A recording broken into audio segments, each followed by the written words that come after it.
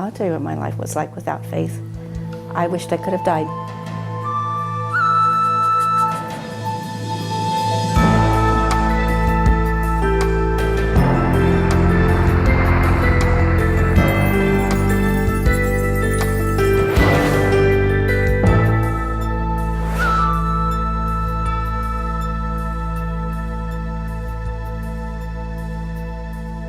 Faith is one of those words like religion that people tend to associate with their grandmothers.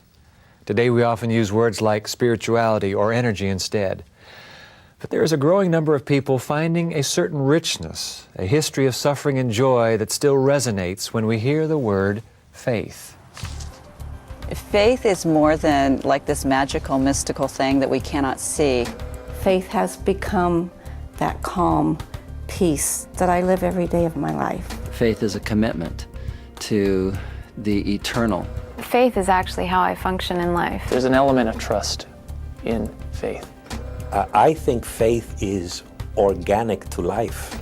Faith to me is putting my trust and belief in something that is outside of myself. It gives my life meaning. It gives me vision for the future. And it gives me a lot of hope. It's a choice to believe as opposed to skepticism or cynicism. Faith is love, and so it's necessary to me. We were created to believe in something outside of ourselves. Whatever your definition of faith, there's no question that faith matters to the people who have experienced it. One of those who has not only experienced faith but studied it is Wade Clark Roof. After writing 8 books on religious trends in the United States, he's considered a leading expert. He had this to say about faith. Faith is important because it provides an anchor for one's life. Faith says, in effect, when all else fails, this you can believe in. Faith matters because I know enough about life to know that just what I have inside myself and to offer is not going to cut it. The popular idea of faith is that it's a leap into darkness, that it is a jump from objective reality to some subjective myth or unseen thing. But I think that faith is actually a leap into the light. Faith is important, but if I weren't raised with it, how do I go about getting it? Edie Hughes didn't discover faith until she was an adult. My journey to faith has been an extremely long journey. It's been the majority of my life. I grew up thinking I had to do things to have faith. I had to be the good person. I had to do all the right things. I had to work. It's only been the last few years that I finally understood that there's nothing, absolutely nothing I can do to have faith except to give my life to God. Once I did that and understood it, my faith has grown by leaps and bounds. At one time I thought maybe I am an atheist, maybe I don't believe in God. But that didn't last long because I found that there were too many unanswered questions, and I have more questions in my mind trying not to believe in God than I did when I put my belief in God. And so it was easier to believe than not to believe. And I just didn't have enough faith not to believe. Faith can be a powerful thing, but for some, living with faith may seem harder than living without it. Is faith, no matter how nice an idea, simply naive? Science and our ability to reason are the tools that teach us the truth about the world. Or do they? There was hope at one time that science and rationalism would answer life's most important questions. And they were able to answer a lot of important questions, like the what questions, what are things made of, or the how questions, how did things come to be here? But they've been unable to answer the why questions. Why do I exist? Why does anything exist? And the only hope of any kind of meaningful answer then is rooted in faith. I have to believe. I think it's built into the human situation that we want to believe in a power higher than ourselves. If there's nothing beyond the here and now and the things that I can see,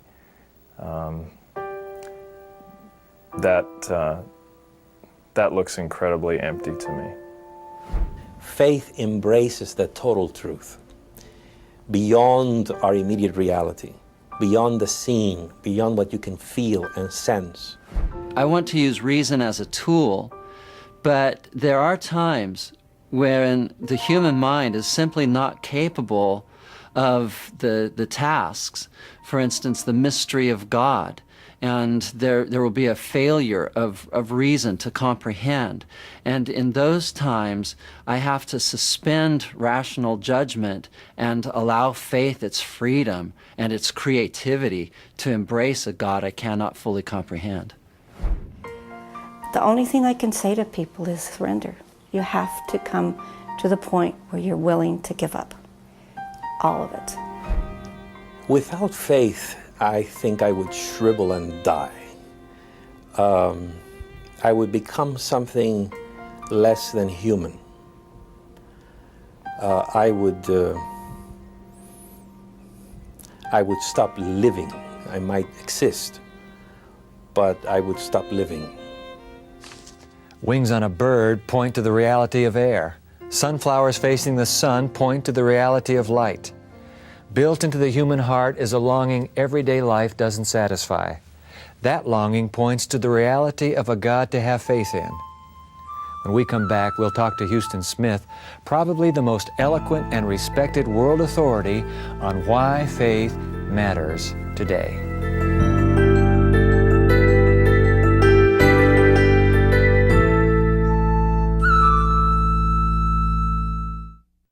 We learned English. Your kids can too. Just watch Hello Channel.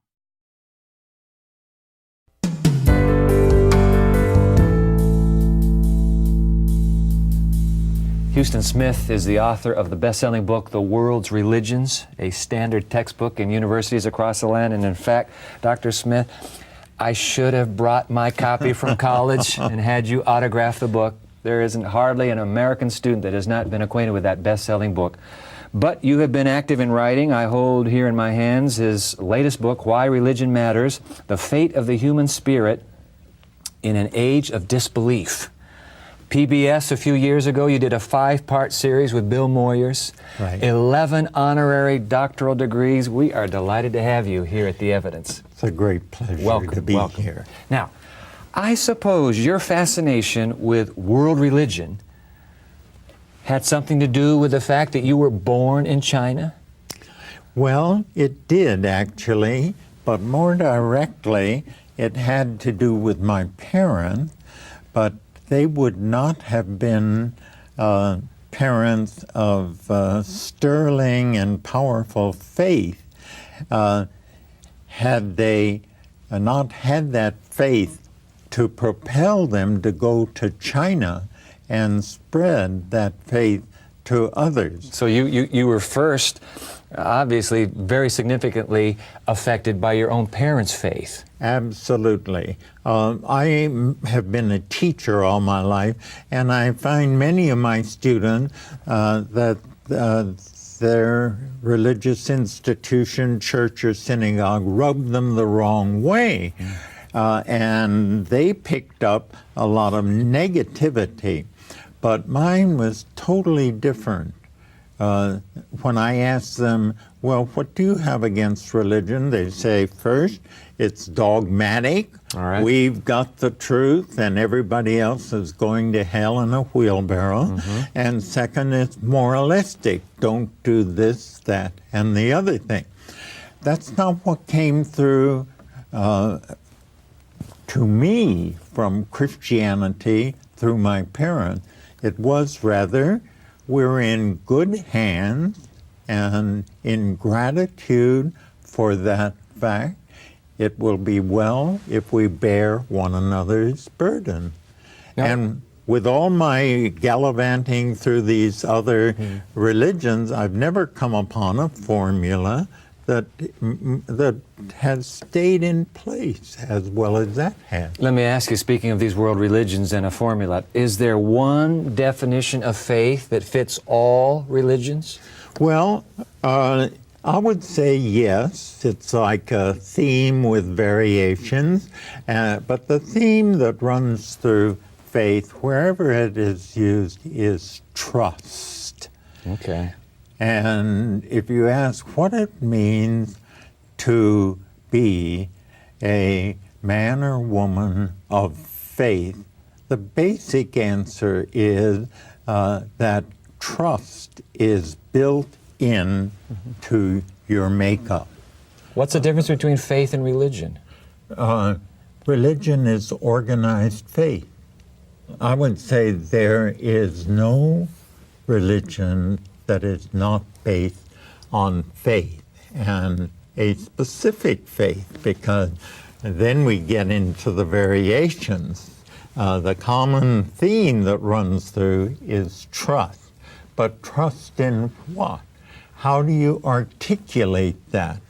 That differs from within the various religions. Have we outgrown this organized faith, as you described it a moment ago, as you described religion? Have we outgrown it? I do not think so. Human beings are homo, that's the Latin for human being, right. Religiosus. We are the religious animal. The religious organism. The religious Why are animal. we religious organisms? We were made by the divine, and as such we carry the image of the divine within the product, within ourselves. I see. And when in Genesis it says that God breathed upon the creature that He'd made, breathed the Spirit. That Spirit is the Spirit of God. And that is the fundamental, most fundamental element in our nature, deeper than sexuality, deeper than jealousy, envy. Is that the common ingredient to all religion? Well, we have variations. Always, in the study of comparative religion, all the important points come out as, I've already said, theme and variation. So yes, that is the common theme. You've spent your life studying world religion. Yes. You've spent your life examining faith or trust as you just defined. I've been very fortunate. What difference has religion made in your life? Well, we all understand each ourselves imperfectly. So I won't say that I'm a clear image to myself, but as I understand it, it's made all the difference. It's the difference between living in a palace and living in a hovel, or maybe living in a prison. And how can a difference that great not impact a life very importantly? So I feel like it's the most important element in shaping me. When we come back, we'll continue our conversation with Houston Smith, and we're going to be joined by a very dear friend of his, Dr. Obadiah Harris, a philosopher. Don't go away. We'll be right back.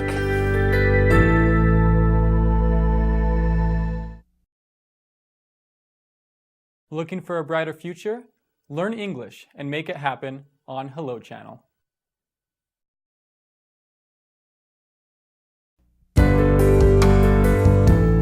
We're talking with Houston Smith, author of Why Religion Matters and noted teacher on the subject of religion. Now we're joined by his good friend, Dr. Obadiah Harris. Welcome, Dr. Harris. You are president of the Philosophical Research Society, Los Angeles. That's right. Gentlemen, with you sitting right there together, let's plunge into this business of religion and science. Two competing worldviews, are they? Would you say competing worldviews? I would. In what ways? Well, I would say that up until the rise of modern science, why, they fit together like hand in glove. That science dealt with what we could pick up with the empirical evidence of what we can pick up with our senses, this world, you might say, and religion dealt with what is greater than this world. But now they have fallen into positions of antagonist. And the reason is that science's successes in the material world have been so mind-boggling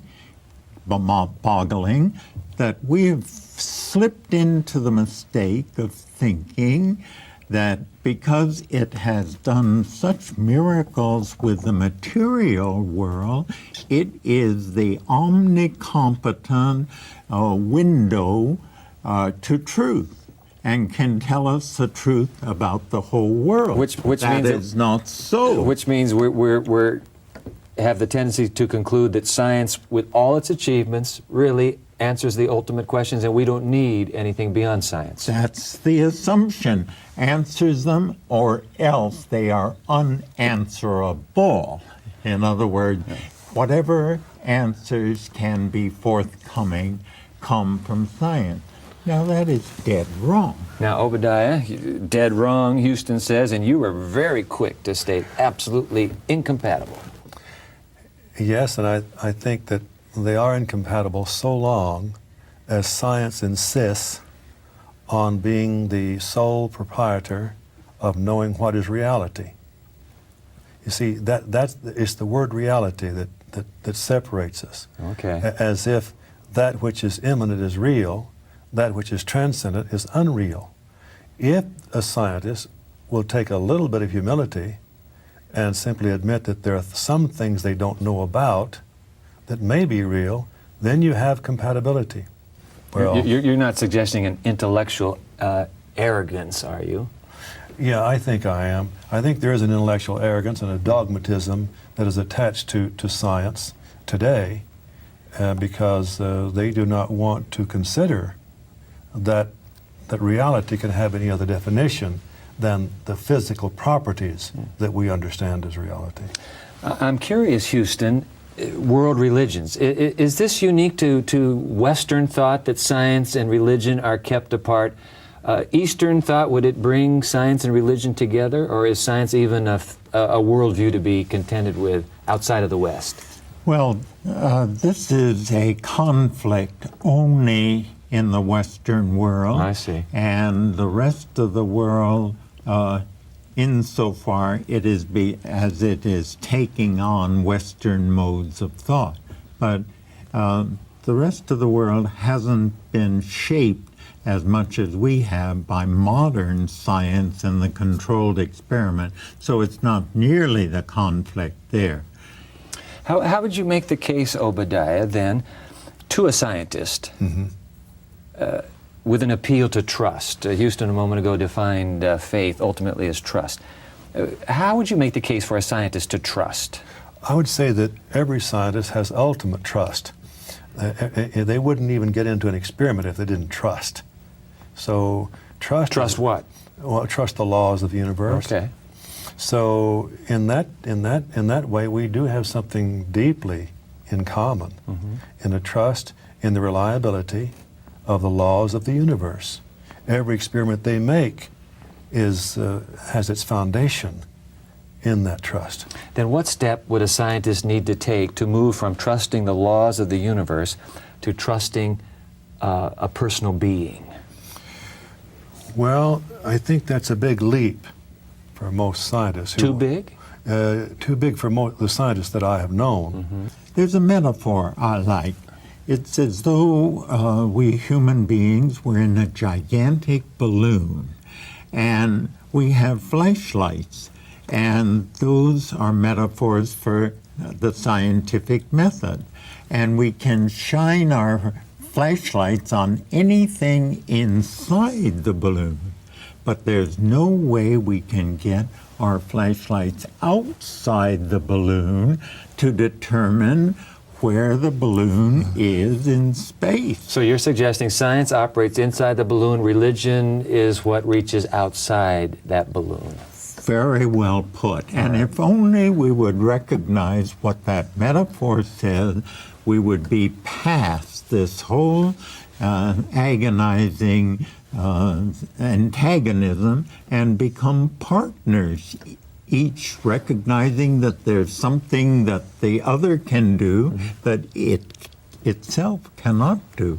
Obadiah Harris, Houston Smith, what a delight to have you on The Evidence. A great pleasure. Thank you very much. This is a subject that I'm sure you would enjoy digging deeper into. We have a website. It's just one word, theevidence.org, O-R-G. Click onto that website. The issue of faith and religion. It's one of the pivotal issues in life today. Check it out. We're going to be right back after a moment with some concluding thoughts.